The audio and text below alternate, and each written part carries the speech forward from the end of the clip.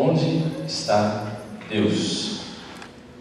Esse mês a gente pretende responder essa pergunta, porque algumas vezes a gente enfrenta situações na nossa vida em que parece que Deus está distante de nós, em que Deus parece não se importar, em que Deus parece não ouvir as nossas orações. Por isso, esse mês queremos trabalhar em cima desta questão: onde está Deus? E hoje eu quero trabalhar com vocês, para começar esse mês, de onde está Deus? Está Deus no meio das nossas dúvidas. Você já perdeu alguém ou algo muito querido a você? Pense aí por um instante. Você já perdeu alguém que lhe era muito querido, ou algo que era muito querido a você? Pode ser que nessa perda que nós estamos falando seja a perda de alguém da sua família, a morte de alguém próximo a você. Pode ser até mesmo a perda da sua família, uma família que se desfaz. Pode ser que essa perda seja a perda do seu emprego. E eu entendo o coração do Júnior quando ele demonstra a sua preocupação aqui, porque ele vai vendo, você vai vendo dia após dia a sua empresa piorando nas suas condições, e fica no coração da gente aquela incerteza do que você vai fazer amanhã. Como é que vai ser amanhã? Como é que vai ser mês que vem? Esse mês eles começam a atrasar no salário, mês que vem pode ser que o salário já não venha mais e eu não vou ter mais emprego. Como é que você lida com essas situações de perda? Geralmente, quando essas situações elas vêm na nossa vida, o nosso problema é uma falta de perspectiva de futuro. Você não vê como é que as coisas podem se resolver, você não vê o caminho de saída, você não vê a luz no fim do túnel. Quando problemas assim acontecem, vem sobre nós uma sensação de impotência, porque afinal de contas é uma situação com a qual você não sabe como lidar, ou até você não tem como lidar, você não tem o que fazer. Essa sensação de falta de futuro, essa sensação de falta de perspectiva, essa situação de impotência, é uma situação que pode comprometer a nossa saúde. No meio desse processo, você pode perder a sua saúde, você pode desenvolver problemas como uma depressão, você pode ter problemas físicos, no geral. Uma situação assim de indefinição pode comprometer até nossos relacionamentos. Quantas vezes você já não ouviu histórias de que quando um homem e uma mulher perdem o emprego, o casamento começa a degringolar e as coisas acabam se piorando até que a família se desfaça? Uma situação assim pode comprometer até mesmo a nossa fé, porque afinal de contas, onde é que está Deus que não vê o nosso sofrimento? Sejamos bastante honestos. Quantas vezes você já não fez essa pergunta no meio de um momento de tribulação, um momento de dificuldade? Será que Deus não vê aquilo que eu estou passando? Quantas vezes você já fez essa pergunta? Onde está Deus no meio desta situação? Eu tenho uma história bastante recente disso, como vocês sabem, ou pelo menos a maioria de vocês sabe. Eu perdi a minha avó no início desse ano. E a perda da minha avó, a morte da minha avó, não se deu de uma maneira repentina. Não foi algo assim: hoje a pessoa está bem e amanhã ela tem um ataque cardíaco e morre. Não é assim que funcionou. A minha avó teve um processo de deterioração da sua saúde de quase 2 anos, ou até mais de 2 anos, não é? A saúde foi se deteriorando, até que ela veio a falecer. Desde o início, mas principalmente nos últimos meses, eu passava justamente por essa situação de indefinição, essa situação de dúvida. Cada vez que eu ia visitá-la no hospital, ou ia visitá-la quando ela voltava para casa, a dúvida aumentava. Chegou um ponto em que eu já não sabia mais como orar. Senhor, eu devo orar para o Senhor curar, ou eu devo orar para que o Senhor alegre? Senhor, o Senhor quer curar? Poxa, Senhor, mas o Senhor não está respondendo, eu não vejo uma resposta. Em alguns momentos eu vejo a saúde da minha avó melhorar, e aí o seu coração se enche de esperança, se enche de ânimo, e de repente ela piora de novo. Dúvidas, muitas dúvidas nos últimos dias. Todos nós passamos por esses momentos de incerteza. E onde é que está Deus no meio das nossas dúvidas? Você pode abrir a sua Bíblia, ou você pode acompanhar, porque nós vamos projetar aí os versículos, conforme nós vamos marchando aí junto com o texto, e eu vou projetando esses versículos, o texto de Josué 1, de 1 a 9, para entender como Deus respondeu a Josué num momento em que havia muita incerteza, tendo certeza no coração desse servo de Deus. Diz assim, no nosso texto, no versículo 1 de Josué 9, que sucedeu depois da morte de Moisés, servo do Senhor, que o Senhor falou a Josué, filho de Nun, servidor de Moisés, dizendo: preste atenção numa coisa aqui, no contexto que esse versículo apresenta. Josué, ele está num momento crucial da sua vida. Apesar de já estar com idade bastante avançada, Josué devia ter aqui por volta dos seus 80 anos. Mas ele está num momento crucial da sua vida. Moisés, o grande servo de Deus, talvez um dos maiores nomes, se não o maior nome do Antigo Testamento, morreu. Ele morreu. Josué agora deveria tomar o lugar de Moisés à frente do povo. Esse é o contexto. Agora, pense aí você. Imagine a responsabilidade que estava na mão de Josué. Ele tinha de substituir Moisés. Gente, isso não é pouca coisa. Deuteronômio, capítulo 34, versos 10 a 12, se você subir o teu olhar aí na página da tua Bíblia, você vai ver esse versículo. Deuteronômio 34, versos 10 e 12, diz que nunca houve um profeta como Moisés. Esse homem falava com Deus face a face. Esse homem, por meio desse homem, Deus operou sinais tremendos. Por meio desse homem, Deus abriu o mar, Deus fez sair água da rocha, Deus fez chover pão e carne do céu. Sinais impressionantes. E agora Josué tem de substituir esse homem. Imagine o peso da responsabilidade. Josué tinha de encarar também nesse momento um povo rebelde. O povo de Israel não era um povo fácil, não. O povo de Israel não era um povo de cordeirinhos, não. Nenhum de nós mas aquele povo era duro de coração. O povo que reclamava de tudo. De tudo. Falta água, falta pão, falta carne. Não faltava nada disso, na verdade. Moisés está demorando no monte. Vamos fazer um bezerro de ouro. O povo rebelde. E não só rebelde, mas um povo que também já estava cansado. São 40 anos andando no deserto. 40 anos sustentando uma promessa que eles não viam se cumprir. Dia após dia eles levantavam: será que é hoje? Não, não é hoje, ainda tem mais 39 para andar. O Senhor disse que ainda tem 39, 38, 37. Ano após ano esse povo andando e vivendo em tendas. Josué também tinha aí pela frente inimigos poderosos, gente forte, cidades muradas, exércitos contra os quais ele tinha de lutar. Esse era o momento de Josué nesse versículo primeiro. Josué tinha de enfrentar todas essas coisas. A situação é mais ou menos assim. Pensa você, Douglas. Final da Copa do Mundo. Maracanã lotado. Já que a gente está na época da Copa.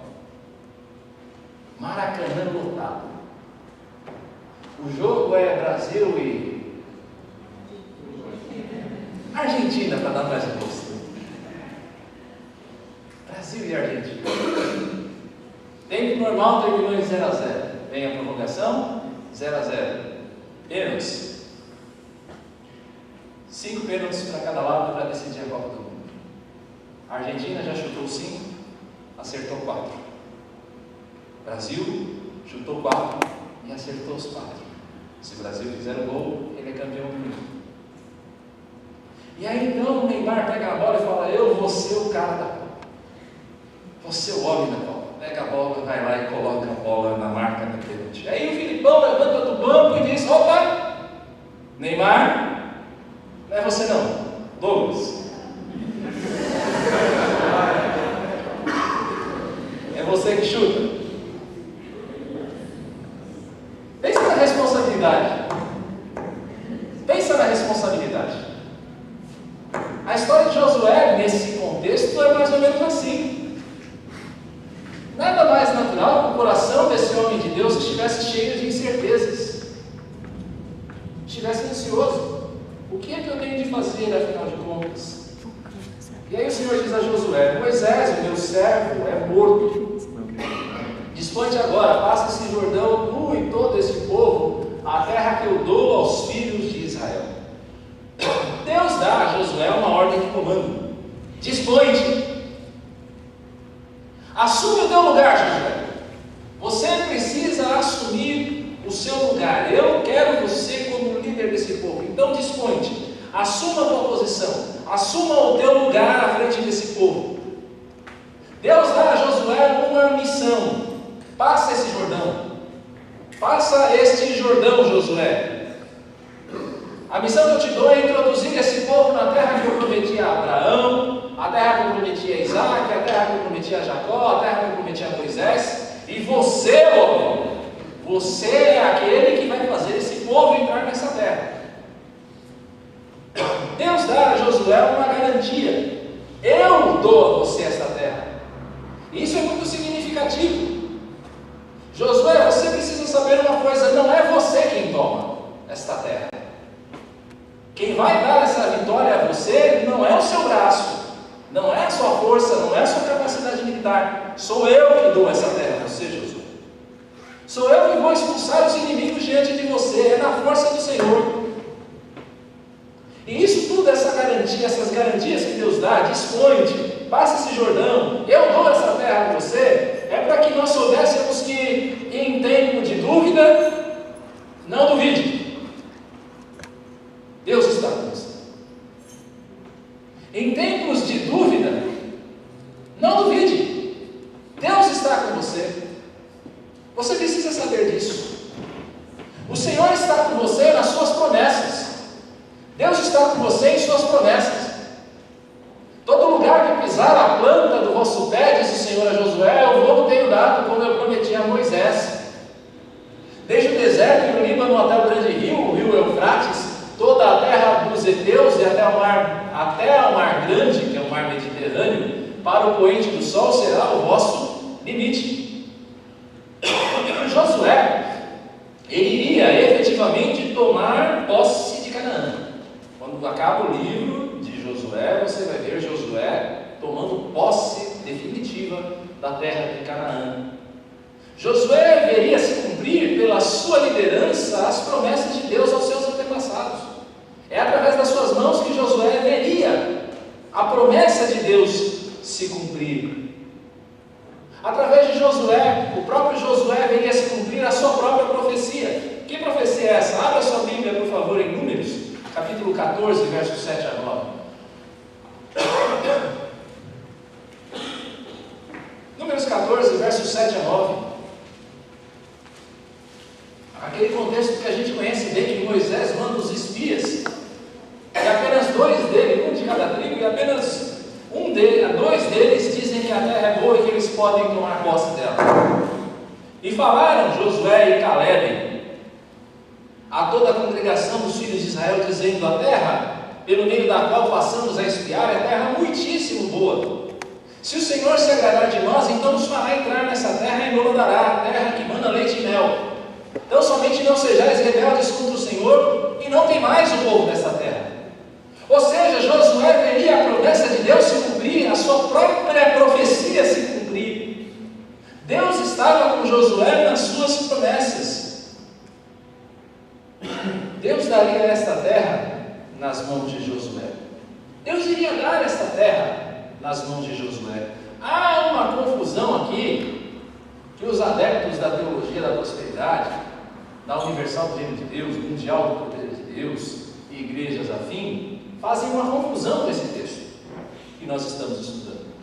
Eles dizem, baseado nesse verso 3, que todo lugar que pisar a planta do vosso pé eu tenho dado. E eles tomam isso como uma promessa indefinida na vida deles.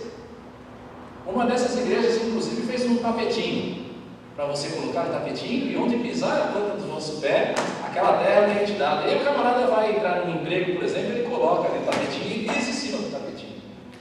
Mas espera aí, não é isso que o texto está dizendo. Deus, ele não está obrigado a nos dar aquilo que ele não prometeu. Veja o verso verso 4. Sim, Josué, toda a terra que o teu pé pisar, eu vou te dar, mas há um limite. Eu vou dar esta terra para você. Não são todas as terras, é essa terra que está aí demarcada no verso 4. Deus não está obrigado a dar a você, meu querido, aquilo que Ele não prometeu. Você precisa entender isso. Deus não prometeu para você que você seria rico, que você teria fortuna. Deus não prometeu a você que você teria saúde perfeita. Você não ia nem ter uma unha encravada. Não é isso que Deus prometeu a você. Deus não prometeu a você uma vida sem sofrimento. Deus não promete isso para nenhum de nós. Mas aquilo que Deus prometeu a você, aquilo que é promessa de Deus por meio da sua palavra, isso está garantido. Deus promete a você sustento necessário. Deus promete a você paz mesmo em meio às tribulações. Se você crer nele, mesmo nas piores tribulações, nas piores tempestades, ainda assim você vai encontrar paz. Deus promete a você direcionamento, na verdade, por meio da sua palavra, sobre o que fazer e o que não fazer. Mas do que tudo, Deus promete a você vida eterna em Jesus Cristo. Nessas promessas você pode confiar. Deus prometeu, você pode confiar. O cheque de Deus para você não é um cheque em branco. O cheque de Deus não é um cheque em branco. Mas o cheque de Deus para você é um cheque que sempre tem fundos. O cheque que Deus para você passou para você não volta. Não é borrachudo que vai bater no banco e vai voltar. Se Deus prometeu, Ele cumpre. Em tempos de dúvida, não duvide. Deus está com você por meio das suas promessas. Em tempos de dúvida, não duvide. Deus está com você. Deus está com você te capacitando. Versos 5 e 6 do nosso texto. Ninguém te poderá resistir todos os dias da tua vida. Como fui com Moisés, assim serei contigo. Não te deixarei, nem te desampararei. Ser forte e corajoso, porque tu farás este povo herdar a terra que sob juramento prometi dar a seus pais. Complete a frase. Complete a frase aí. Se Deus é por nós, se Deus é por nós, o coração de Josué deveria estar nesse momento um coração temeroso. O coração de Josué, apesar de ser um coração crente no Senhor, devia estar cheio de temor. Porque por 6 vezes, 3 vezes nesse texto que nós estamos vendo, 3 vezes em Deuteronômio, Deus diz para Josué: Josué, seja forte e corajoso. 6 vezes. Josué devia estar com um coração temeroso. Se Deus é por nós, quem será contra nós? É isso que Deus está garantindo aqui a Josué. Josué, se Deus estiver com você, quem será contra você, Josué?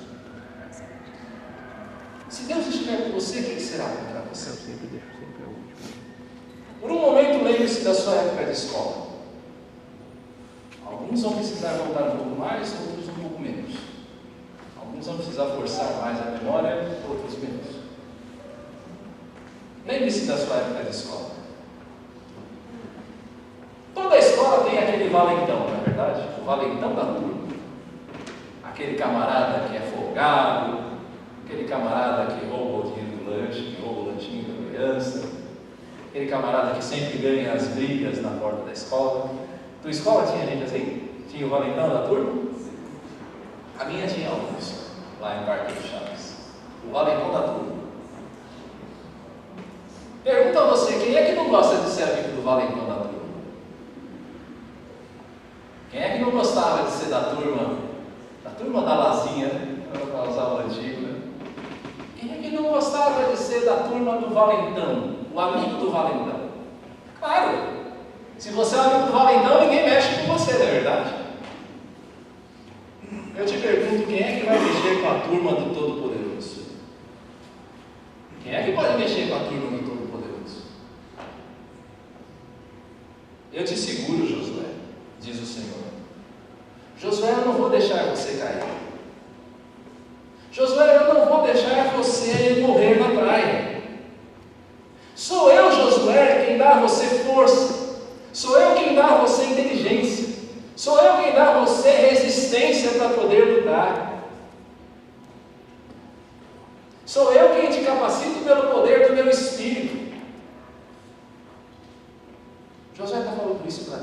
Josué está falando isso para você. O Senhor está falando isso para Josué, para mim e para você. Josué, você vai herdar as promessas. O Senhor está dizendo isso ao Josué. Josué, você vai herdar as promessas, porque eu, o Senhor, é quem digo isso. Sou eu, Josué, que fiz o mar se abrir. Josué, o mar se abriu e você passou por ele. Eu que fiz pão e carne choverem do céu, e você comeu desse pão, dessa carne. Josué, eu que fiz água sair da rocha, e você bebeu. Josué, eu que falei com Moisés no monte e na tenda, e você viu. Josué, quem está falando para você não é um estranho, quem está falando para você é alguém que você conhece. Eu sou o Senhor e você me conhece, Josué. E eu garanto a você que eu estou com você. Eu estou te sustentando, Josué. Eu não vou deixar você cair. Em tempos de dúvida, não duvide. Deus está com você. Em tempo de dúvida, não duvide. Deus está com você.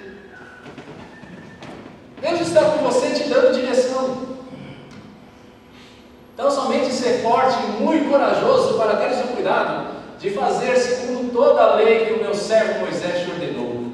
Dela não te desvies nem para a direita, nem para a esquerda, para que sejas bem sucedido por onde quer que andares.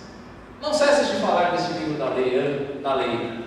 Antes medita nele dia e noite, para que tenhas cuidado de fazer segundo tudo quanto nele está escrito. Então, farás prosperar no teu caminho e serás bem sucedido. Então, o Senhor diz a Josué: Josué, seja forte e corajoso. Mas, olhando para esse texto, me responda: seja forte e corajoso para quê? Para quê?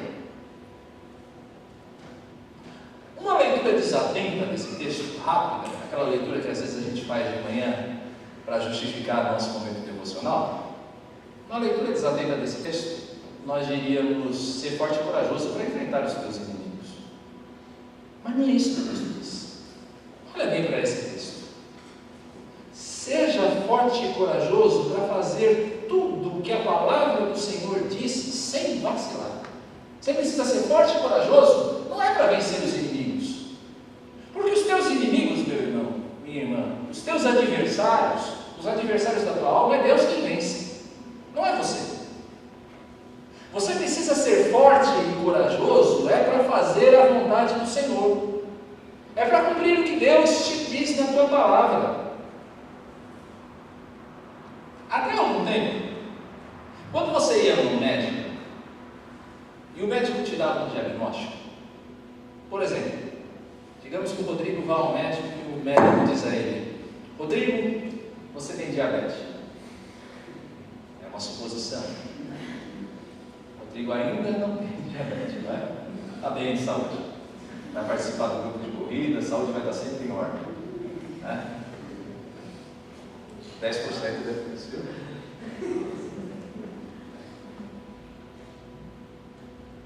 Quando antigamente acontecia isso, o Rodrigo não concordava com o diagnóstico.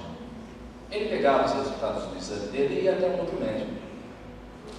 Não era assim que acontecia? Ia pegar uma segunda opinião de um outro médico, de um outro especialista. Mas de um tempo para cá as coisas mudaram. Quando o Rodrigo vai no médico, o médico diz a ele: Rodrigo, você tem diabetes? O Rodrigo vai também consultar uma segunda opinião, mas ele vai consultar um médico que hoje em dia é mundialmente famoso, o doutor Google. Ele vai entrar no Google para pegar uma segunda opinião. E aí no Google ele vai encontrar o que é a diabetes, sintomas, vai encontrar o que ela pode provocar, vai encontrar aí como ela pode ser tratada. Mas espera aí, o Google não é especialista em nada. Quando o Rodrigo faz isso, quando eu ou você fazemos isso, e não vem me dizer que você nunca fez, não venha me atirar aqui a primeira pedra, porque eu sei que você já fez isso, porque eu também já fiz. Quando a gente faz isso, a gente está brincando com a nossa saúde. Você brinca com a sua saúde quando você faz isso. Agora, se é ruim você ter uma segunda opinião não avalizada em relação à sua saúde física, Imagine em relação à sua saúde espiritual. O que eu estou querendo dizer com isso? Meu irmão e minha irmã, você não pode ter uma opinião melhor do que Deus a respeito de qualquer coisa.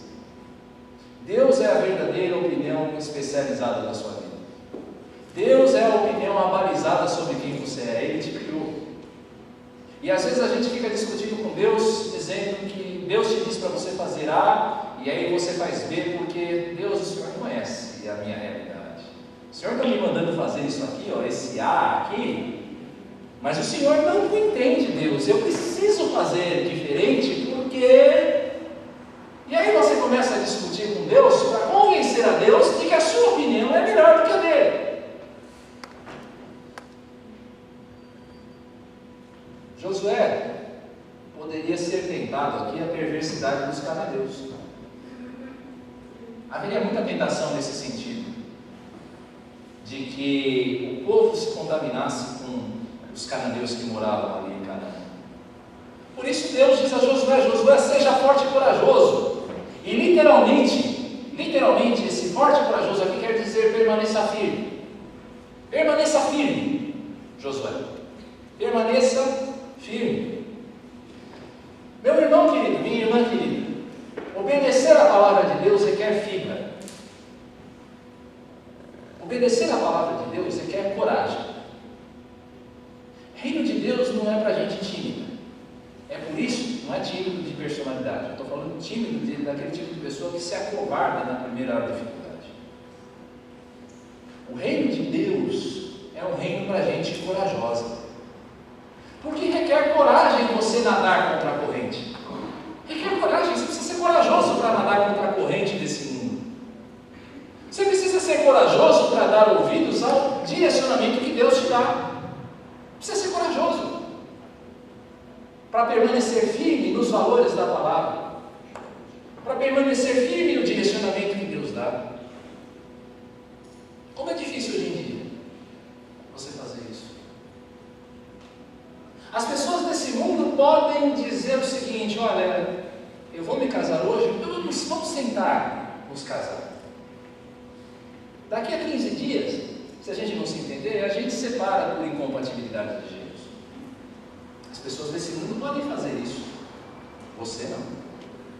O Filho de Deus não pode fazer isso, ele tem que permanecer firme. As pessoas desse mundo podem entender que o jeitinho brasileiro é algo tolerável. Um pouquinho de desonestidade aqui e ali, um pouquinho de corrupção aqui e ali, uma caixinha na mão do guarda que te multa é algo aceitável. Para você não. As pessoas desse mundo, querido estudante, querido jovem que me ouve, podem entender que você colar na prova, numa prova não tem nada de errado. Você dá aquela espiadinha na prova do colega, não tem nada de errado. Quem não cola não sai da escola, não é assim que se diz? Com certeza? Com certeza não é o que a palavra de Deus diz.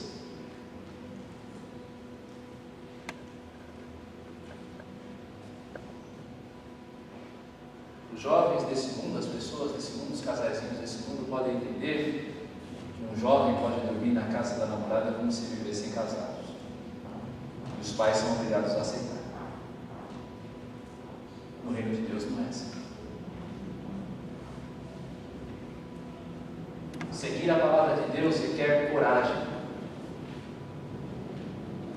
Permanecer firme no direcionamento que Deus te dá requer fibra. A instrução do Senhor para Josué e para nós é: nos momentos de incerteza, permaneça firme. Porque se você permanecer firme, você irá ver os resultados. Que resultado é esse? Olhe para o texto. Qual é o resultado de você permanecer firme? O resultado é que você vai ser bem sucedido em tudo aquilo que você quiser. Você se lembra do Salmo 1?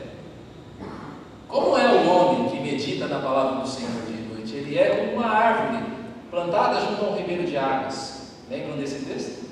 É uma árvore plantada junto a um ribeiro de águas, que no devido tempo dá o seu fruto e cuja folhagem não murcha nunca. Uma pessoa que permanece firme em seguir os valores do reino de Deus, em seguir o direcionamento que Deus dá, uma pessoa que entende que Deus está com você, te direcionando, para que você seja bem sucedido, essa pessoa sempre vai ter sucesso nos seus caminhos. Mesmo que às vezes haja uma derrota aparente, mas no final da história, Deus que conhece. O homem de Deus, a mulher de Deus, que se firma na vontade de Deus e acredita que Deus o direciona, ou a direciona, por meio da sua palavra, esse será bem sucedido. Em tempos de dúvida, Deus está, não duvide, Deus está com você. Em tempos de dúvida, não duvide, Deus está com você. O resumo da história está no verso 9. Não te mandei eu? Ser forte e corajoso. Não temas nem te espantes, porque o Senhor teu Deus é contigo por onde quer que você andar. Você sabendo que Deus está com você por meio das suas promessas. Você sabendo que Deus, Ele está com você te capacitando. Você sabendo que Deus está com você te direcionando por meio da sua palavra. Qual é o resultado que você tem que obter disso? O que isso deve gerar em você? Não temas e nem te espantes. Sabendo que Deus está com você, não temas e nem te espantes diante da dificuldade. As dificuldades da vida virão, as incertezas da vida virão, as dúvidas da vida virão, mas Deus Ele está com você, então não tema, não tenha medo, não te espante. Literalmente Deus está dizendo para Josué: olha, não trema os joelhos e não desmaie de medo. Não desanime, Josué, Deus está com você. Não existe barreira grande demais que Deus não possa vencer segundo o seu propósito. Preste bem atenção nisso. Não existe barreira que seja grande demais que Deus não tenha poder para vencer segundo o seu propósito. Meus irmãos, Deus criou o mundo em 6 dias. Você pode pensar o que você quiser. Você pode seguir as correntes evolucionistas o quanto você quiser. Mas saiba de uma coisa: Deus criou o mundo em 6 dias. E Ele tem poder para isso. Ele tem poder suficiente para criar o mundo em 6 dias. Deus venceu a morte por meio do seu Filho Jesus Cristo. Ele tem poder para isso. Ele teve poder para deixar Jesus morrer, permitir que Jesus morresse, e poder suficiente para ressuscitá-lo. Deus, meu irmão querido, minha irmã querida, transformou a vida de um pecador desgraçado como eu. E se Deus pode transformar um homem como eu, Deus pode transformar qualquer situação. Não tema, não te espante. Não tema, não te espante. Em tempo de dúvida, não duvide. Deus está com você. Deus está com você.